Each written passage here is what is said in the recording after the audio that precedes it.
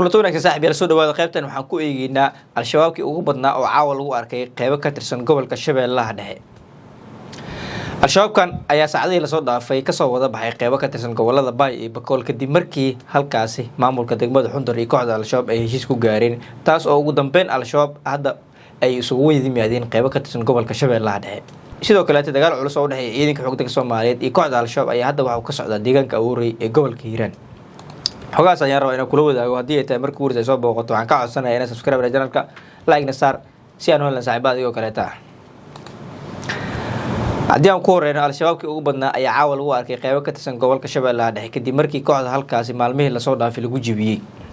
dagaalyahanada caawa al-shabaab halkaas ay soo wada keentay ayaa maanta waxay gabi ahaanba al-shabaab dagaalyahanadeedii ku sugnaa qaybo ka tirsan gobolada Bay iyo Bakool ay ka soo wada saareen waxayna isu wada keeneen qaybo ka tirsan gobolka Shabeellaha Dhexe maadaama halkaas kooxda berihii u dambeeyay lagu jibiyay. sidoo kale in al-shabaab caawa dagaalyahanadii isu wada keentay qaybo ka tirsan gobolka Shabeellaha Dhexe ayaa imaanaysa kadib markii maamulka degmada Xudur iyo kooxda al-shabaab ay heshiis ku gaareen inay cunaqabateynta ka dulqaadaan degmooyinka Xudur, Qansax Dheer iyo Diinsoor oo halkaas al-shabaab in ka badan muddo 7 sano ah ay cunaqabateyn ku hayeen.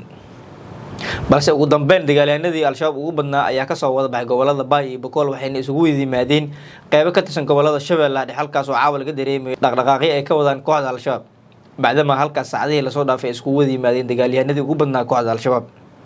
sidoo kale dagaal culus ayaa ka socda caawa qaybo ka tirsan gobolka Hiiraan gaar ahaan deegaanka Awoorey kadib markii dagaalyahano ka tirsan kooxda al-shabaab caawa halkaas weerar gaadma ah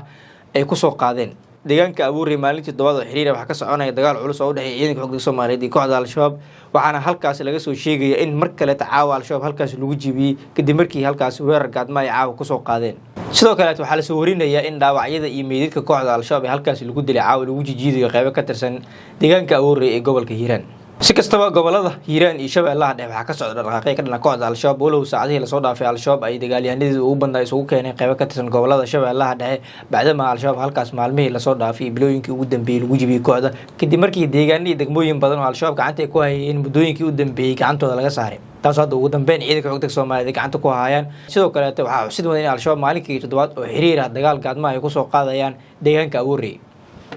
deegaanada ugu dambeeyay al-shabaab gacantooda laga saaray waxaa ka mid ah Ruunurgood iyo Daaru Nimca oo hadda ay ku sugan yihiin